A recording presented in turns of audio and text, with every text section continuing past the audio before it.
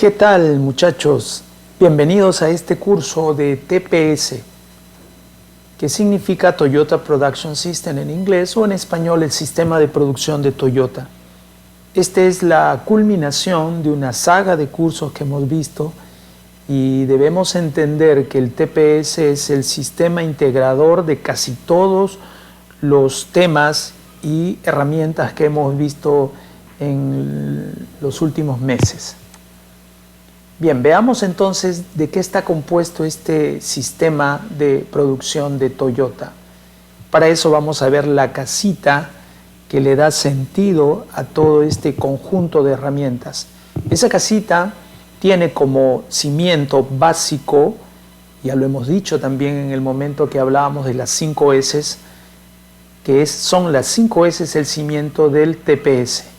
Sobre ese cimiento de las 5 S levantamos otra estructura que también es la parte medular de la casita, que es el Kaizen, donde se va a trabajar fundamentalmente en la mente de obra. Por si no han escuchado mencionar este término, se los aclaro. Normalmente en Occidente hablamos de mano de obra y entonces al decir mano de obra nos estamos refiriendo a las personas como un recurso, ¿no? Por eso antiguamente las áreas de personal se les llamaba también recursos humanos, pero eso en la cultura del TPS no es considerado así, porque ellos dicen que las personas no son recursos, ¿no? Un recurso puede ser combustible, una máquina, ¿no? Y la diferencia de un recurso con las personas es que los recursos, cuando los necesitas los tomas y cuando no los dejas, ¿no? En el caso de las personas es diferente. Así que no debemos olvidar que las personas son muy valiosas y van a ser fundamentales en el éxito de este sistema. Como decía Henry Ford, no se olviden que en el medio de esas dos manos de obra hay una cabeza. Y esa cabeza, nos referimos al trabajador, tiene un gran potencial. Por eso es que antes de aprovechar sus manos de obra, más bien vamos a aprovechar su mente de obra, porque esa persona tiene mucho que ofrecer. Y el Kaizen está enfocado en desarrollar esa mente de obra. Y tenemos que aplicar Kaizen todos los días, a todo nivel, en todas partes. Muy bien. Luego está el trabajo estandarizado o simplemente estandarización. Y finalmente está el Mieruka. Entonces, el conjunto formado por Mieruka, estandarización, Kaizen y 5 S es la base de nuestra casa llamada TPS. Sobre esa base vamos a construir un primer pilar llamado justo a tiempo, que a su vez tiene algunos elementos que son el Kanban, el Dandori o también conocido como SMED, el TPM y el Pokayoke o los sistemas a pruebas de error. Luego hay un segundo pilar al que vamos a denominar Jidoka. No se apuren, no se preocupen si no entienden alguno de estos términos, después vamos a entrar en detalle. Y dentro de esta segunda columna llamada Jidoka están también los Pokayokes. ¿De acuerdo? Entonces, Jidoka es el bloqueo de una máquina cuando no es capaz de agregar valor. Entonces, antes que se genere el desperdicio, el Jidoka bloquea a la máquina. Luego tenemos el tercer pilar llamado Hitosukuri, o también conocido como facultación. En inglés sería algo así como empowerment, que tiene los siguientes elementos. El Kaizen Teian, que es el sistema de sugerencias, que como digo, no se preocupen, que lo vamos a ver con más detalle.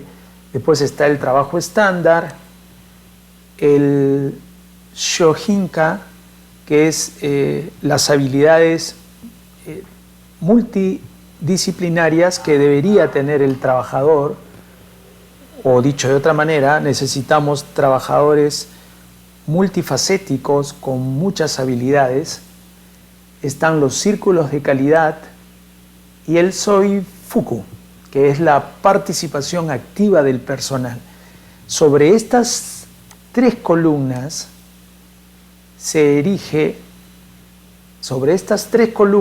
levantan los objetivos del TPS, que son el primero, maximizar la calidad, minimizando costos y tiempos de entrega.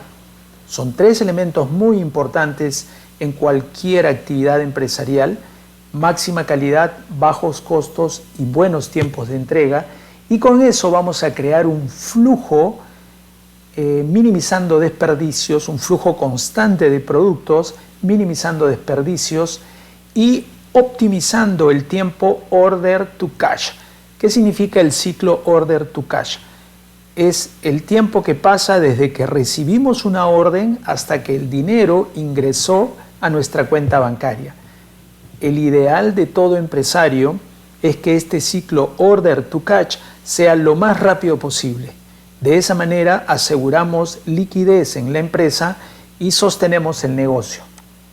Esos son los dos objetivos principales del TPS. Repito, maximizar la calidad, minimizar los costos y tiempos de entrega, con lo cual se consigue reducir los desperdicios y hacer muy rápido el ciclo order to cash.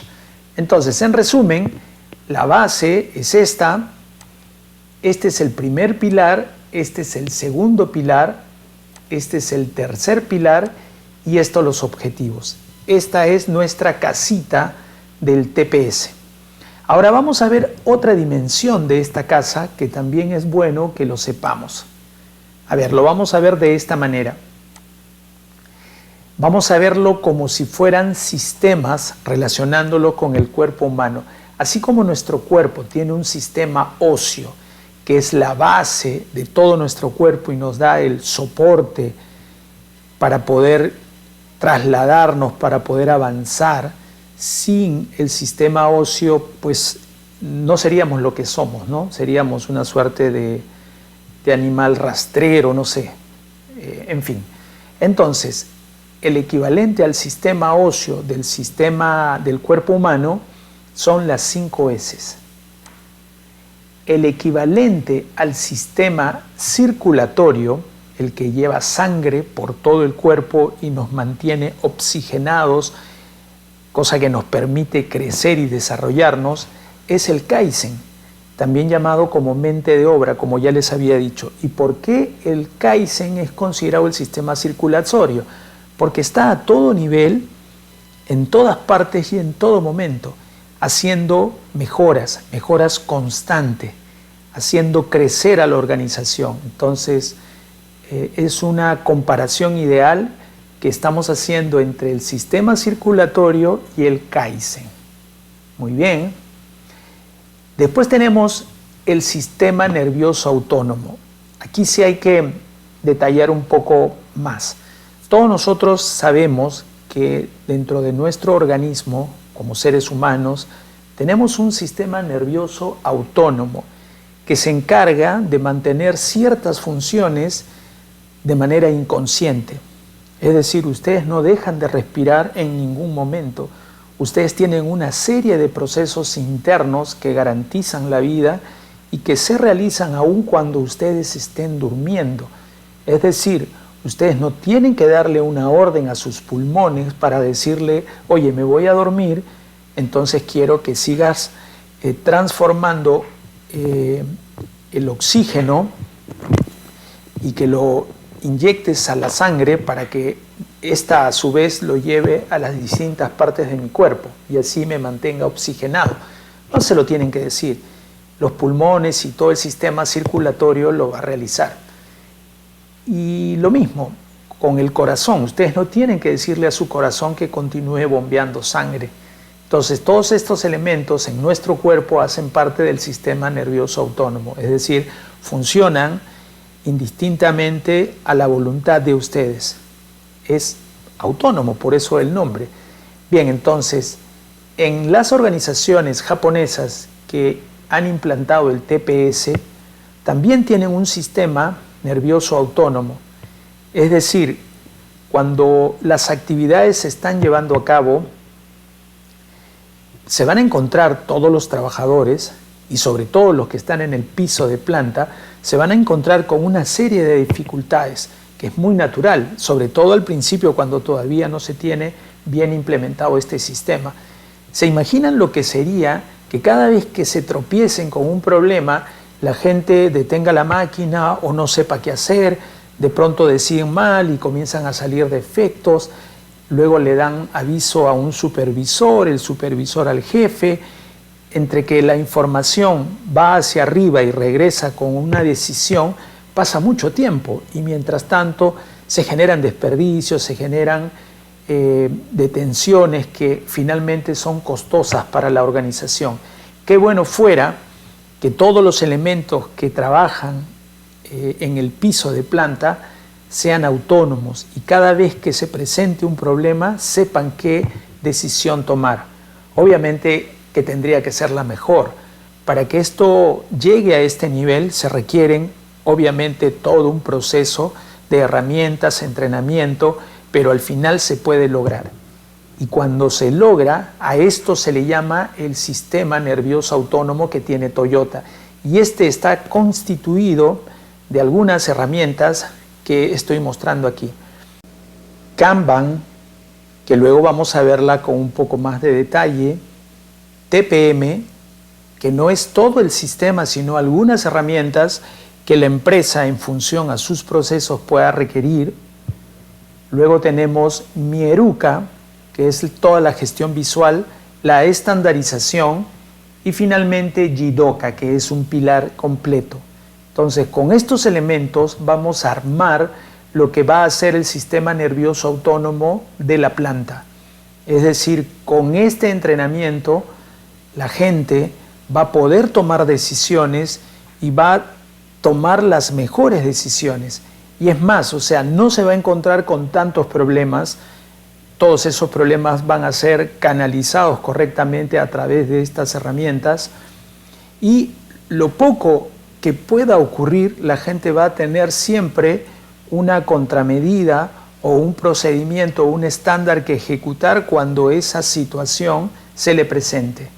De acuerdo con esto, vamos a lograr este gran ideal que es lograr de que la planta sea autónoma y que funcione de manera continua con un mínimo de interrupciones.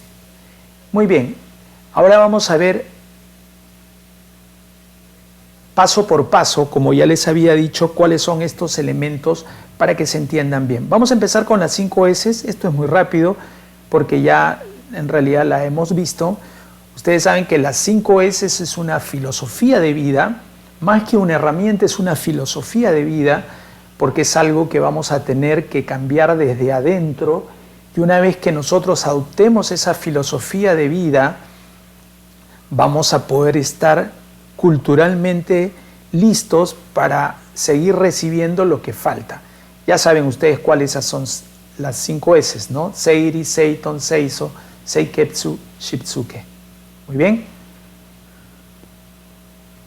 Bien, ahora vamos a continuar con el Kaizen. Bueno, el Kaizen significa mejoramiento continuo.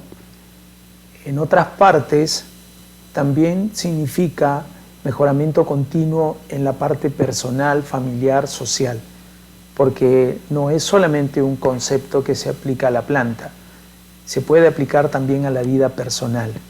Y cuando se aplica en el trabajo, esto significa mejoramiento continuo que implica a todo el personal, es decir, desde el gerente general hasta el último trabajador, haciendo mejoras todos los días y en todo momento.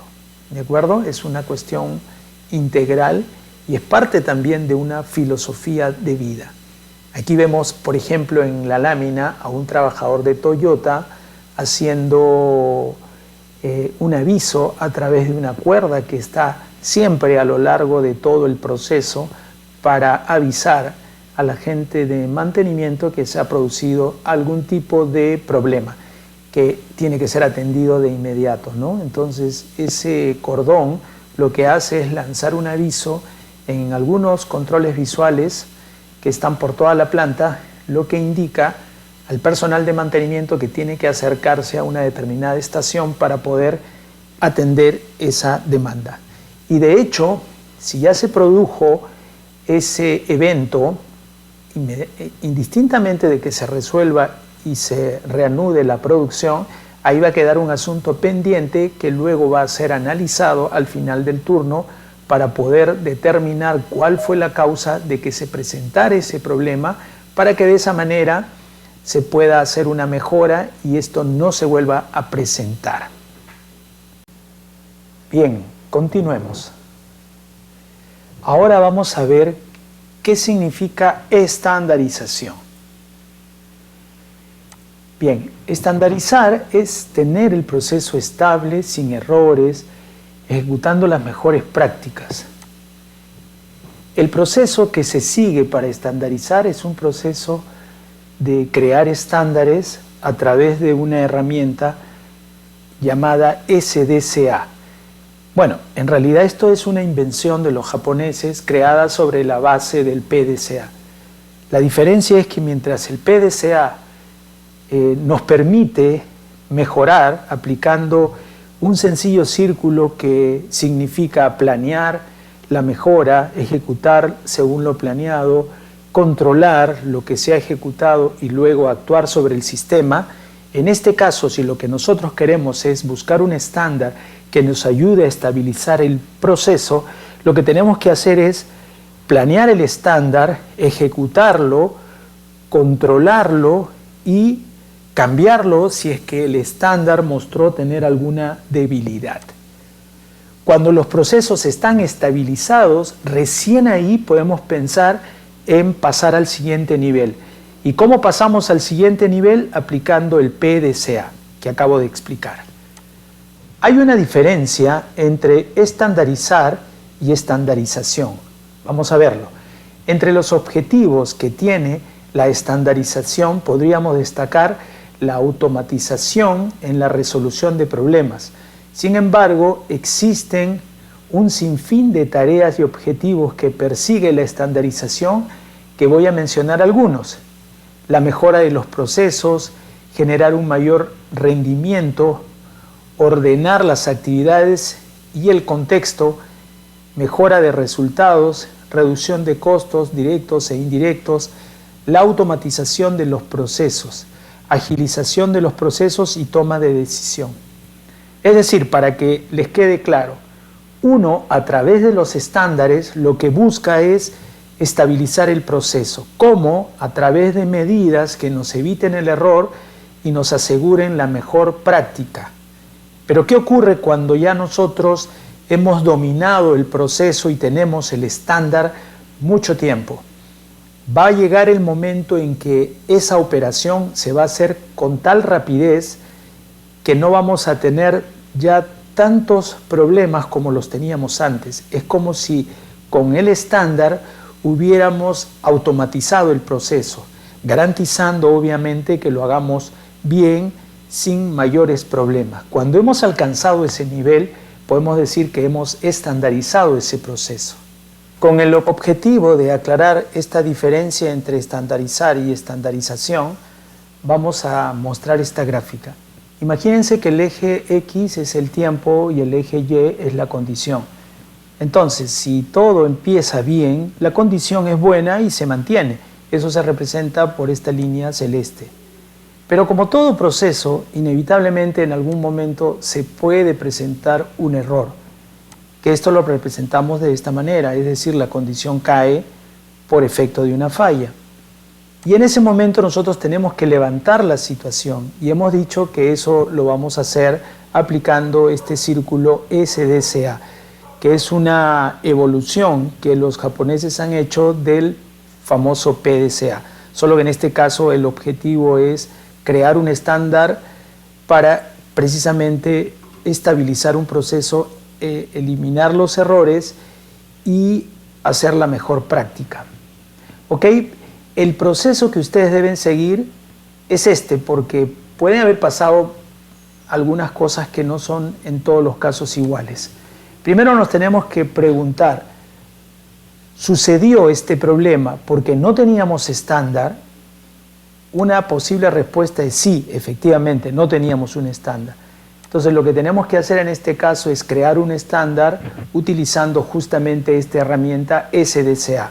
Es decir, planeo el estándar, lo ejecuto, lo controlo y lo modifico en caso no funcione bien.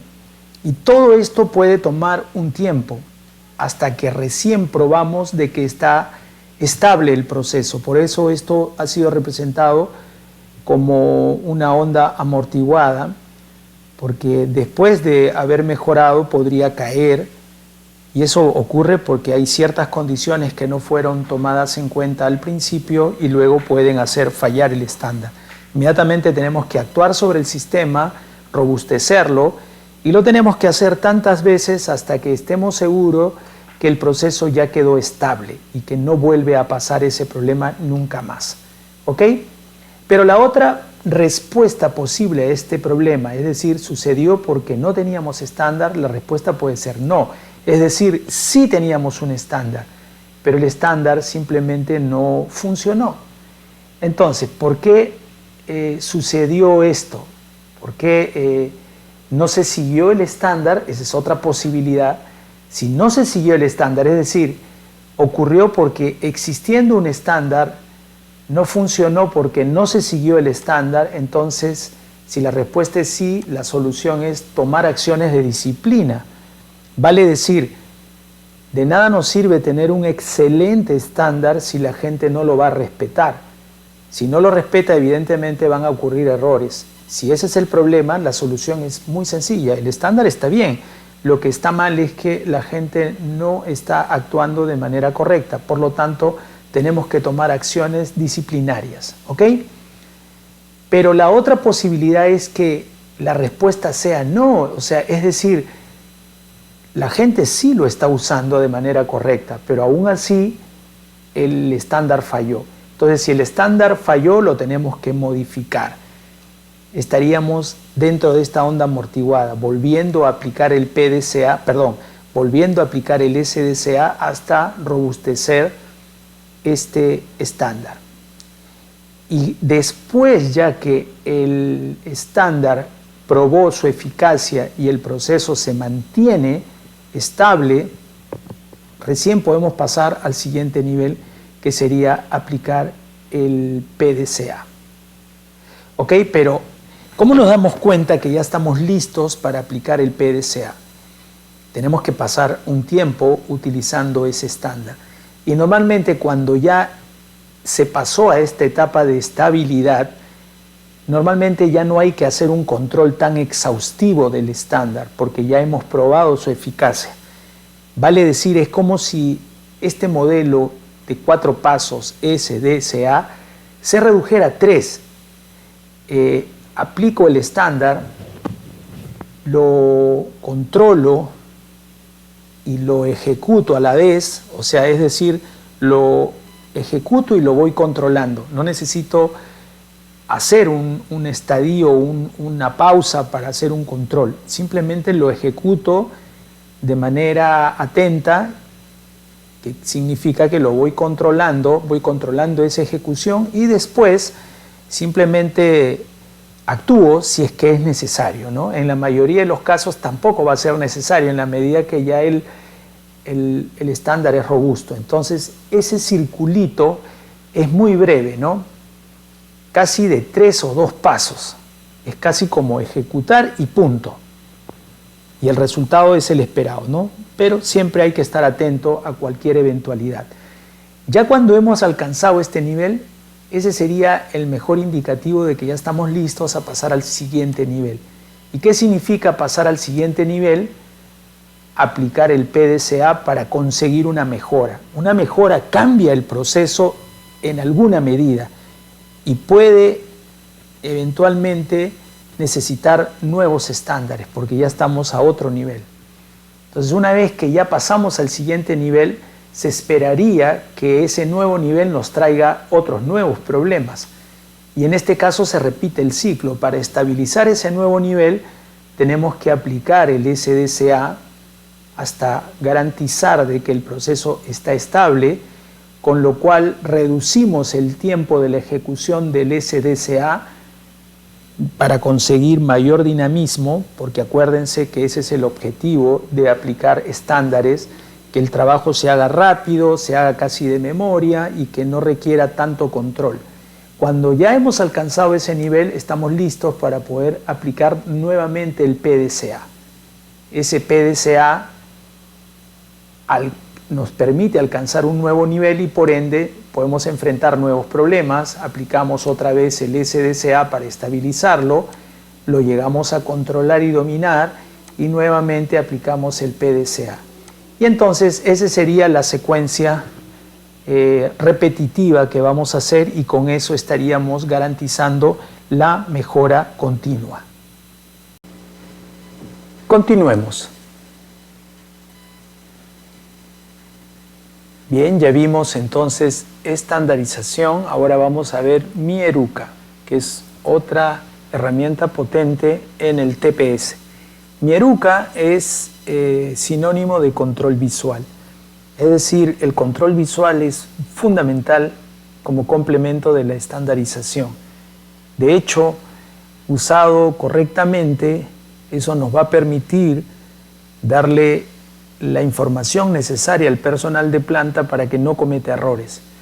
El control visual se puede llevar a través de etiquetas, a través de mensajes, a través de luces, a través de colores, a través de marcas, y lo que se genera es una información en el mismo lugar de trabajo y de muy fácil interpretación. Recuerden esta máxima que dice, una imagen dice más que 1000 palabras. Es impresionante, y ahí les muestro una foto que tomé en una de las plantas japonesas, como una planta muy pequeña, donde hay muchas cosas de uso común, no genera contratiempos, porque todo está rotulado y sobre todo la gente respeta el estándar. Si el objetivo de una marca en un soporte es que tal o cual herramienta tiene que dejarse ahí, pues hay que dejarla. Como ya dije hace un momento, un estándar sin disciplina no vale de nada, ¿verdad? Entonces, todo esfuerzo que se pueda hacer para trasladar los estándares a controles visuales y sean de fácil asimilación es bueno. Y eso es lo que consigue Mieruca. Cuando uno hace una buena implementación de un sistema visual, es como si la planta nos estuviera diciendo cosas, ¿no? Y nos evitara cometer errores. Es un arte, lo vamos a ver con detalle más adelante, pero ahora solamente estamos reconociendo los elementos que tiene nuestra casa del TPS. Continuando con esto, ahora vamos a hablar sobre el pilar más importante, que es el justo a tiempo, o sea, el just in time. Quiero aclarar, porque en algún momento hablamos de just in time, y recordarles lo siguiente, ¿no? Ustedes saben que yo les dije que después de la década de los 80, exactamente en el año 83, los japoneses fueron los causantes de una crisis en Norteamérica, ¿no? Porque invadieron el mercado americano con productos de bajo costo, muy eficientes y de altísima calidad. Era inevitable que los americanos fueran a Japón a ver qué era lo que estaba pasando. Se encontraron con estos tres sistemas, TPM, TPS y TQM. Ellos copiaron los dos extremos con nombre propio, porque no había ningún problema en usar TPM, TQM, pero también querían copiar el TPS, pero entenderán que era imposible copiarlo con ese nombre. Por lo tanto, tuvieron que rebautizar al TPS, si no estarían haciéndole propaganda a una empresa japonesa. Y el primer nombre que usaron ellos para representar al TPS fue justamente este de Just in Time. ¿Por qué? Porque vieron de que había poco stocks en las empresas japonesas y pensaron que el objetivo del TPS era mantener stocks bajos. Y se equivocaron. En realidad sí se hace, pero el stop no se maneja como un objetivo. El objetivo en realidad es eliminar desperdicios, ¿ok? Entonces, con el tiempo, ya saben, se escogió un mejor nombre que ahora todos conocen como Lean Manufacturing, pero este concepto, este nombre de Just in Time le gustó mucho a los japoneses y lo han perennizado no como un sinónimo de sus sistemas, sino como un pilar y de los más importantes del TPS, que es justamente el que vamos a ver ahora, Just in Time. Pero vamos a hablar de él no como un sistema de gestión, sino como un pilar de la casa del TPS. Bueno, esta metodología de justo a tiempo fue creada por Taiichi Ohno, un ingeniero que trabajaba en Toyota, que dicho sea de paso fue el que creó también muchas herramientas más. Y como ya les dije, el objetivo es que se produzca justo con la cantidad necesaria y todo lo necesario tiene que estar en el momento justo y en el lugar correcto. Con esto lo que vamos a hacer es eliminar desperdicios, bajar los stocks y contribuir otra vez a ese objetivo que dijimos al principio que tiene el TPS. Maximizar la calidad, reducir costos y mejorar los tiempos de entrega. Con este Just in Time se mejora muchísimo los tiempos de entrega.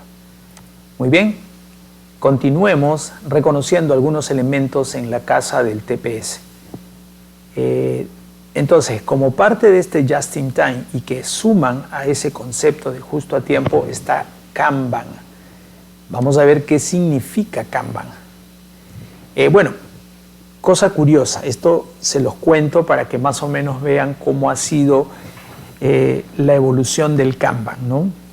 Cuenta la historia que antes de la creación de todos estos sistemas, los japoneses enviaban becarios a Estados Unidos y a otras partes del mundo, ¿no? Pero ellos tenían la estrategia de pues, volverlos a captar y tratar de exprimirlos al máximo, ¿no? Bueno, eso es un decir, es decir, tratar de recoger todas sus experiencias para beneficio de Japón. Y en algún momento los becarios que habían ido a Estados Unidos contaron que se encontraron con un sistema muy interesante que se usaba en los autoservicios. Y ojo, esto es una práctica que se sigue haciendo y lo hacen aquí inclusive los autoservicios en el Perú. ¿A qué me refiero? Ustedes saben que un autoservicio tiene galerías, pasajes y góndolas, ¿verdad? Y donde hay muchos productos. Productos alimenticios, productos agrícolas, etc. ¿Y qué es lo que ocurre cuando ustedes van a comprar? Justamente las góndolas están diseñadas para generar también ventas de impulso, es decir, yo no pensaba comprar gaseosa, pero terminé comprando una, ¿no? O sea, se veía tan linda que la jalé y la metí al coche. Es algo absolutamente normal. Cuando ustedes pasan a través de esos pasillos, van jalando productos. ¿Y qué es lo que dejan como consecuencia de eso? Dejan vacíos, ¿verdad? Vacíos equivalente a la cantidad de producto que han retirado. ¿Cómo hace el autoservicio para poder reponer esos stocks? Ahí viene la práctica tradicional que los japoneses copiaron de los americanos. Bueno, a la mañana, cuando empieza el trabajo, sale un muchacho con una notita, con un blocito, y él va anotando todos los vacíos que se han producido, ¿no? Tantas botellas hacen falta, tantas latas, etc. Una vez que termina haciendo su recorrido, llega al almacén y le dice, despáchame esto. Y al principio tienes que esperar porque no hay otra, ¿no? Entonces le despachan todo eso en un carrito similar al que usa el cliente, pero ahora el proceso es inverso, es decir, él vuelve a pasear por esos lugares y lo que hace es llenar esos vacíos, uno por uno, ¿verdad? Pero como ya el panorama cambió desde cuando él lo vio inicialmente a cuando llega otra vez a colocar los materiales, entonces tiene que volver anotar, o sea, él hace la doble función, llena los vacíos hasta donde pueda y va anotando los nuevos. Una vez que termina, lleva la nota al almacén y le pide que le preparen otra vez estos materiales, ¿no? Y así lo hace una y otra vez. Obviamente que al principio sí hay un poco de pérdida de tiempo, pero cuando esto ya se ha hecho varias veces, ¿qué es lo que va a ocurrir? Que cuando él llega al almacén llevando la nueva nota, ya lo espera el carrito que se preparó con su nota anterior. Entonces él lo único que hace es deja la nota y coge el carro y vuelve a regresar. Y ese es su trabajo y lo hace desde que inicia la jornada hasta el fin de la jornada. Gracias a ese trabajo nosotros encontramos las góndolas más o menos llenas. ¿Ok? Bien, ¿cómo es que esta idea, aparentemente no tan espectacular, los japoneses la tomaron y cambiaron radicalmente su proceso de fabricación? Bueno, todos ustedes se imaginan que ensamblar un auto en la planta de Toyota o en cualquier otro lugar donde fabriquen autos no es una tarea sencilla, ¿no? El auto es un pequeño universo donde hay cientos, miles de piezas que se tienen que montar encima y con la suficiente exactitud que permita un buen funcionamiento. Y cada una de las partes que los operarios van colocando dentro de los autos en algún momento se les van a acabar. ¿Se imaginan cómo sería un proceso logístico para darle todo lo que ellos necesitan si no tuviéramos el Kanban? Sería un desorden realmente, y por ese detalle los autos costarían mucho dinero, porque harían falta mucha gente, habría muchos tiempos perdidos, etc. ¿Cómo es que los japoneses adaptaron esta idea del Kanban a su proceso? Pues bien, entonces cada uno de los chicos que van ensamblando el auto, primero que se han adecuado, y eso a través de muchos procesos de Kaizen, se han adecuado una mesa que va caminando junto con el auto, porque el auto no se detiene, pasa a una velocidad lenta, obviamente no trasladado por su propio motor, sino por una faja transportadora que lo va desplazando, pero ese mismo mecanismo que traslada el auto va moviendo una mesa al lado del operador que va montando las piezas. O sea, el operador va caminando y mientras va caminando va colocando cosas dentro del auto. Y todo lo que él necesita está en la mesa, que también se está moviendo a la misma velocidad. Todo eso se hace hasta que llega al final de su estación. Llega al final de su estación, el carro continúa a la estación siguiente y se supone que para entonces ya él colocó todo lo que tenía que colocar. El carrito en ese punto se detiene y retrocede automáticamente a una velocidad mayor hasta el inicio de la estación. El operario también regresa y recibe al nuevo auto que viene detrás y repite el trabajo. Entonces, ¿qué es lo que hace esta persona que viene en un trencito que ustedes ven en la lámina, que vendría a representar al chico este que surte de partes a la tienda, ¿no? Solo que en este caso no viene con un carrito, sino con un trencito, porque evidentemente hay mucho más piezas en juego. Entonces esta persona lo que hace es retira de esas mesas todas las tarjetas que el operario ha dejado ahí. ¿Cómo así? El operario tiene un pequeño stock que le sirve para cierta cantidad de autos. Cuando él ve, porque tiene marcas de control visual, que ya se ha consumido tantas partes que se ha llegado al stock de seguridad, él coge la tarjeta y la deja en una posición determinada donde el conductor de este trencito la va a recoger. Si él no ve nada, no coge nada, pero si él ve la tarjeta, la levanta. O sea, él hace la doble función. Entrega el material que recogió de las tarjetas anteriores y se lleva las nuevas tarjetas. Él va haciendo todo su recorrido por toda la planta. Yo lo he visto cuando he visitado la planta de Toyota y me parece genial. Y al final él regresa con el tren vacío y con un grupo de tarjetas nuevas. Él deja esas tarjetas en el almacén y el almacén le devuelve un grupo de vagones ya llenos con el encargo anterior. Entonces él desengancha su motor de ese de esos carritos y lo engancha en el nuevo y se va de nuevo a repetir el ciclo. Los carros vacíos se quedan ahí para ser llenados con lo que indique las nuevas tarjetas, ¿no? Y el proceso se va repitiendo una y otra vez, ¿no? Y ese es todo el trabajo que hace esta persona. Con eso, créanme, lo que han conseguido es dinamizar mucho el proceso de ensamblaje y por eso que los autos han bajado de precio, ¿no? Porque si no, pues costarían realmente mucho más caro, como costaban al inicio, ¿no? Cuando todavía no se dominaba la técnica. Y bueno, esto ya es una práctica generalizada, no solamente lo usa Toyota, sino me atrevería a decir que casi todas las empresas que fabrican autos y cosas similares, ¿no? Bien, entonces, ¿cómo podríamos resumir el Kanban? El Kanban es una tarjeta informativa que le dice al paso siguiente qué es lo que se necesita y es como si estuviera jalando la producción a través de la demanda, ¿no? Y lo interesante de esto es que estas tarjetas dosifican justamente lo que se necesita sin más ni menos, por eso es que cumple con este principio del just in time, lo hace posible, diría yo, y no crean que las tarjetas terminan solamente en el almacén, sino que llegan hasta el propio fabricante.